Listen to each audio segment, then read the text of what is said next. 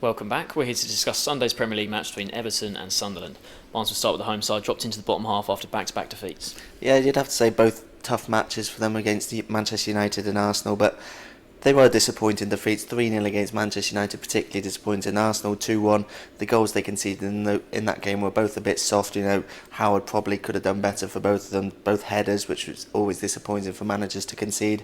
The goal they scored, they had a big slice of luck with the deflection as well. So, yeah, not the best results. Obviously, as I mentioned, not the easiest games, but they bounced back in a way with a League Cup win in midweek, a penalty shootout victory over Norwich. Always expected to win that match, but you never really know in the League Cup with managers fielding slightly weakened sides. But I think that's an important victory for them, to not only to get back to winning ways via penalty shootout, but also to keep them in the with the chance of a trophy. Hasn't been since the FA Cup in 1995, I think, since they last won a trophy. So it's a huge drought Everton are going through at the moment. Too big for a club of their size, to be honest. So with some of the big boys going out, the likes of Chelsea and Arsenal already out, Liverpool, Manchester United, Man City in action tonight after we film this one, it's a big chance for them to perhaps end that drought, and I think the League Cup will take on quite a bit of importance for them this season. Yeah, the standout player for Everton last night was Joel in goal, actually. Norwich had quite a few chances, made a lot of good saves, and that put the sort of spotlight on Tim Howard even more because of Howard's mistakes in that game against Arsenal. He was a bit flappy, and I think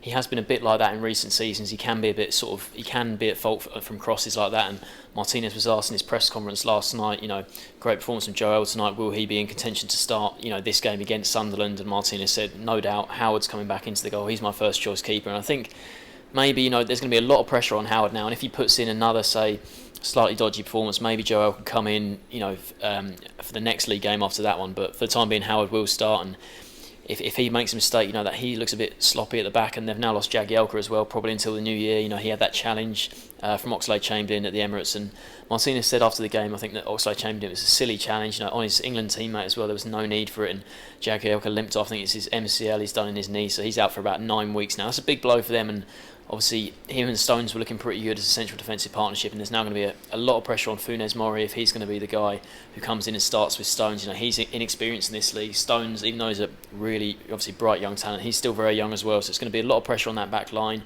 Baines is still, he's nearly fit, Baines, but he's still out for a bit, so defensively they look maybe a bit ropey for this weekend, and perhaps Sunderland can take advantage of that. But like you said, they were two very difficult games, the last two Premier League ones, and it was good to go through in the League Cup, like you say, because you saw Chelsea and Arsenal go out on Tuesday, so that's two big teams gone there, and Everton, if they can get a favourable draw, say if they get Wednesday in the next round, they'll fancy maybe making it through to the semis.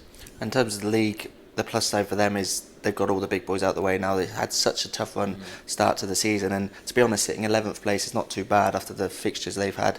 It gets easier for them from now on. Sunderland obviously at home, they'll fancy their chances in this match, even though Sunderland had a really good result last time out, which we're going to talk about.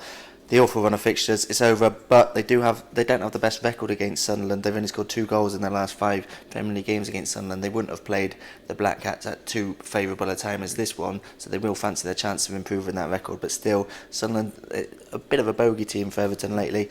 They've only won 1 Premier League home game all season. That was against Chelsea, really good win, that Naismith hat-trick. But again, it comes down to the fixtures. They've played Man City, Chelsea, Liverpool and Manchester United at home so far this season. So it's by no means an easy run of fixtures, that one. And you can't really read too much into the fact that they've only got the 1 home win so far this season. You'd expect that stat to improve significantly over the coming weeks. Absolutely, yeah. Sunderland, they weren't in League Cup action because they lost to City in the last round, but their last game was that weird time derby against Newcastle. Massive game. Allardyce's first home game in charge, because his first game in charge of that game at West Brom, it was a disappointing performance. They didn't really do much. You would have thought he might have given them a lift, but they didn't really have any luck at the Hawthorns, and they certainly got a lot of luck against Newcastle. The first half, Newcastle were the far better team. They created more chances, looked much more confident on the ball.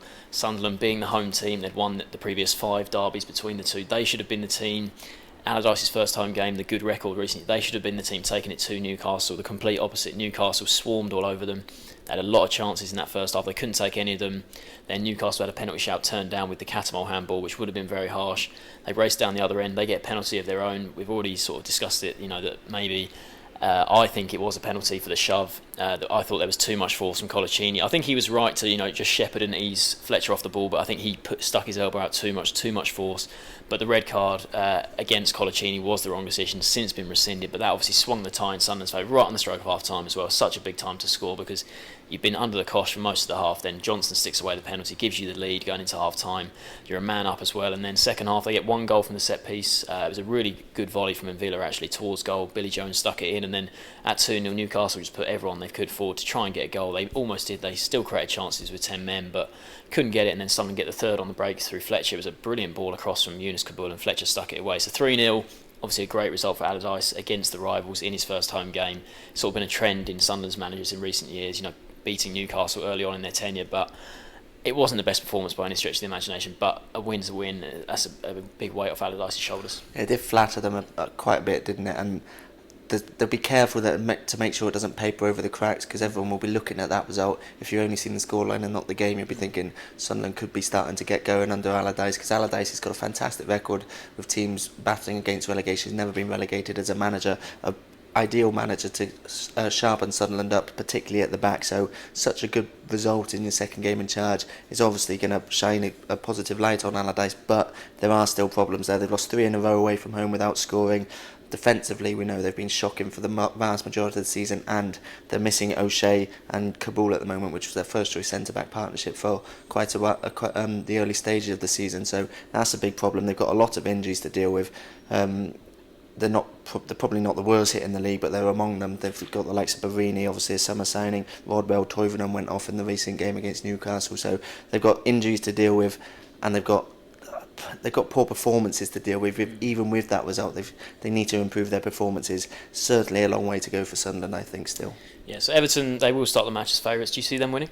I do see them winning. I think, as I mentioned, that victory over Newcastle did flatter Sunderland. If they put in a similar performance against Everton, I expect Everton to be improving at home from now on.